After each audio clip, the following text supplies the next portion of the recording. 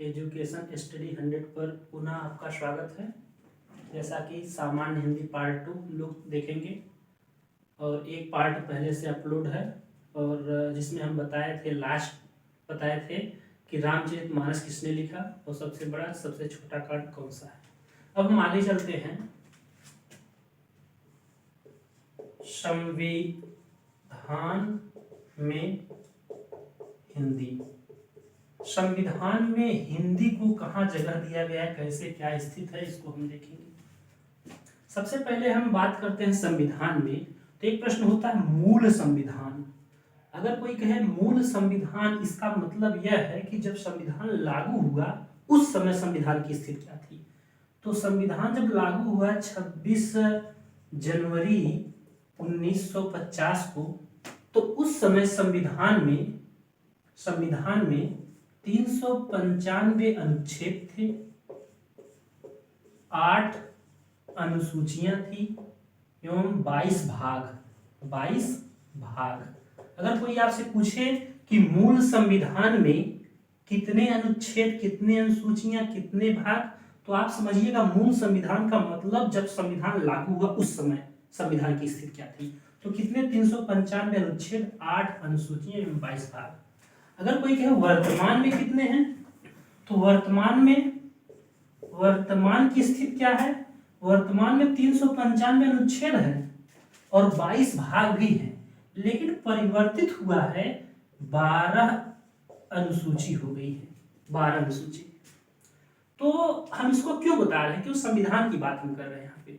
संविधान में हिंदी कहाँ है, तो अगर हम बात करें तो संविधान में हिंदी का तो 8वीं अनुसूची में, जैसे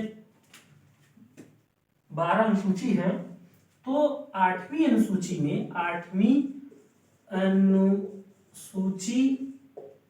अनुसूची में भाषाओं का उल्लेख है, भाषाओं का उल्लेख है।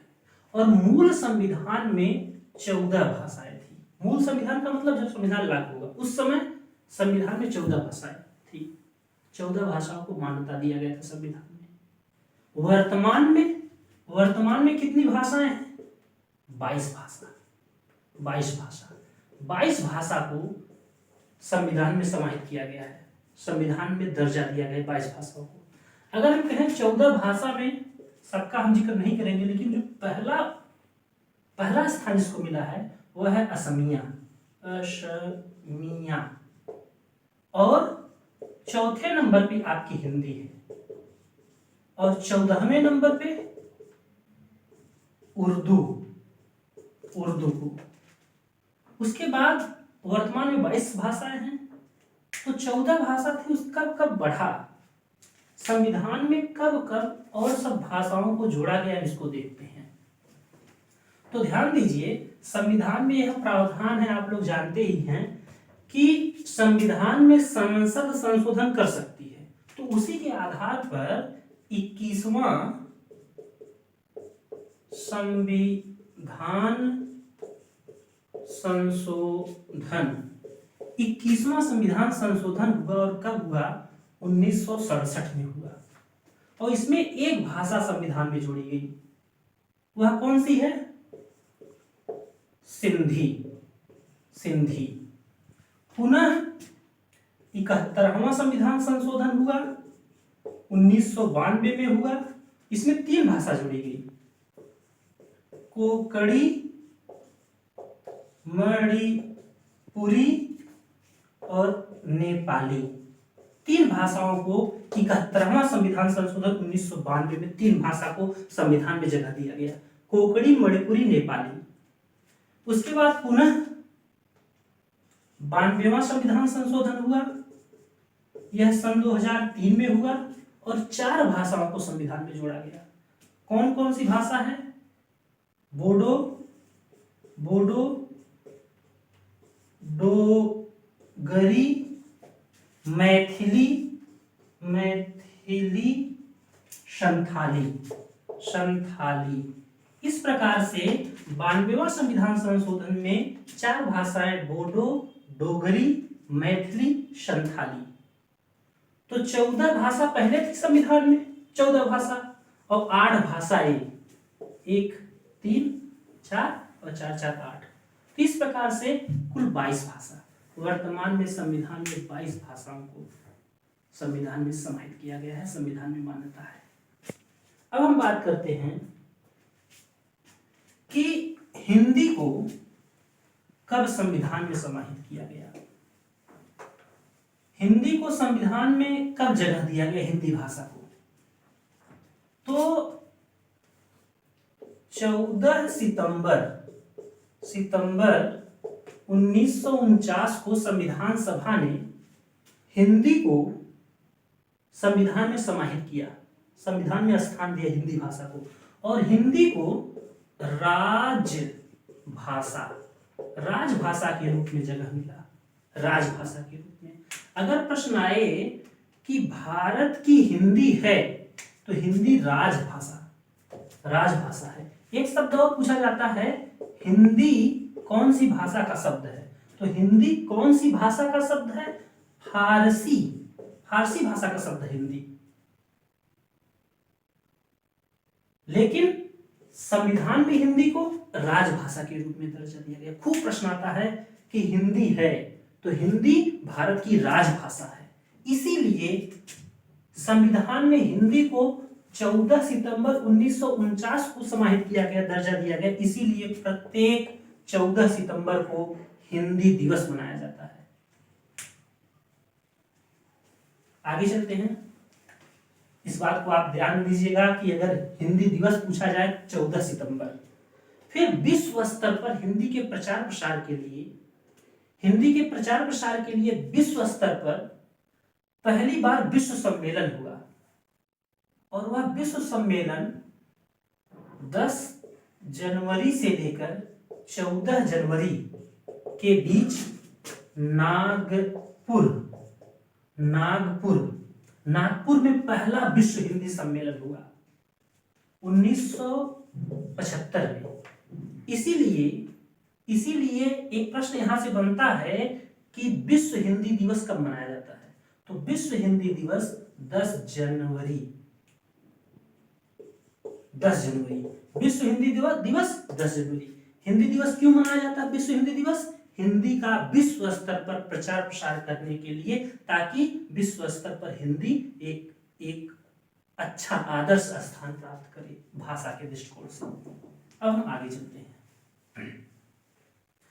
एक चीज, हिंदी 8वीं अनुसूची में तो है, लेकिन अगर पूछा जाए हिंदी को किस भाग में समाहित किया गया है, संविधान के किस भाग में जगह दिया गया है, और किस अनुच्छेद से किस अनुच्छेद तक, तो ध्यान दीजिएगा, भारतीय संविधान के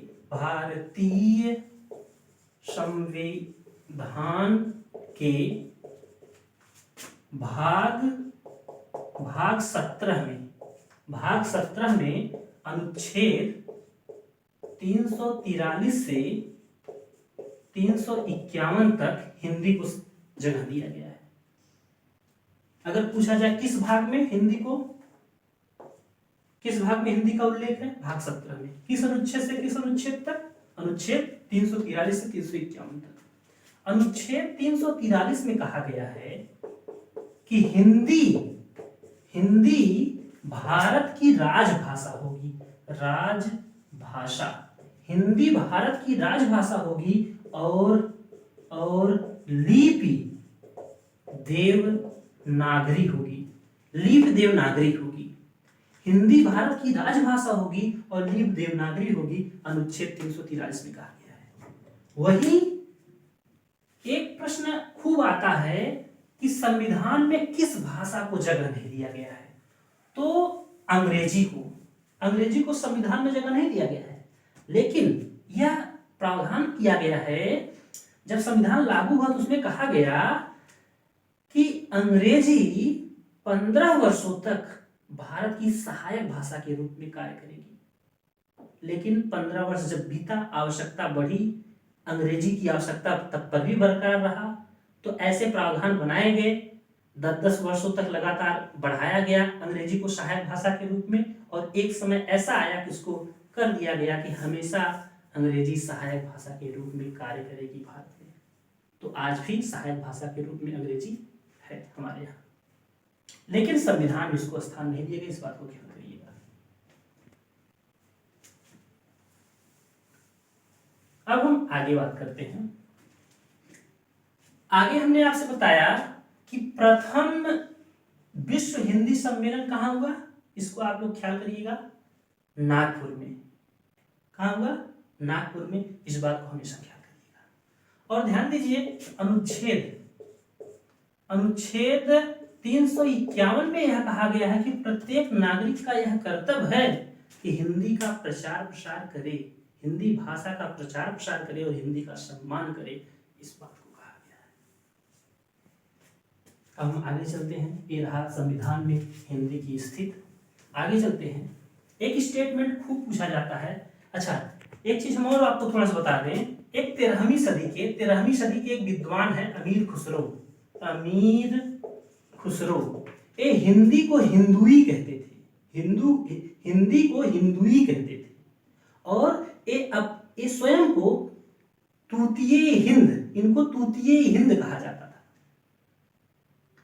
और ये हिंदी के बहुत ही अच्छे जानकार थे, 13वीं सदी के विद्वान थे, और इनके गुरु का नाम, अमीर खुसरो के गुरु का नाम था निजामुद्दीन औलिया।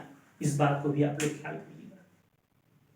और अगर प्रश्न आपसे आए कि हिंदी खड़ी बोली का जनक किसे कहा जाता है, अमीर खुसरो को कहा जाता है। हिंदी खड़ी बोली का जनक किसे कहा जाता है, तो अमीर खुसरो को कहा जाता है। अब एक खूब स्टेटमेंट आता है, जपो निरंतर एक जबान हिंदी हिंदू हिंदुस्तान। यह किसने कहा है? जपो निरंतर एक जबान हिंदी हिंदू हिंदुस्तान। तो अगर ये आए तो प्रताप नारायण मिश्र। एक और आता है स्टेटमेंट, खूब आता है, प्रभु जी तुम चंदन हम पानी। अगर यह आए, प्रभु जी तुम चंदन हम पानी, तो रैदास, अभी जो पीछे उनका जन्मदिन था। बस दोस्तों इतना ही। आने वाले समय में हम पार्ट 3 लाएंगे और उसमें हम वर्णमाला को चालू करेंगे, और ऐसे धीरे धीरे हिंदी आपकी खत्म होती रहेगी। और हम आपसे हमेशा निवेदन करेंगे कि आप नोट्स जरूर बनाएंगे। थोड़ा सा संसाधन की कमी है, इसलिए वीडियो थोड़ा सा अच्छा नहीं दिख रहा होगा, लुक में अच्छा आ रहा होगा वीडियो, लेकिन हम प्रयास करेंगे कि यह वीडियो और अच्छा हो, क्योंकि संसाधन बढ़े ताकि और क्लियर हो। लेकिन अगर आप लोग नोट्स बनाएंगे तो इसका बहुत फायदा मिलेगा, ये वादा है। धन्यवाद दोस्तों।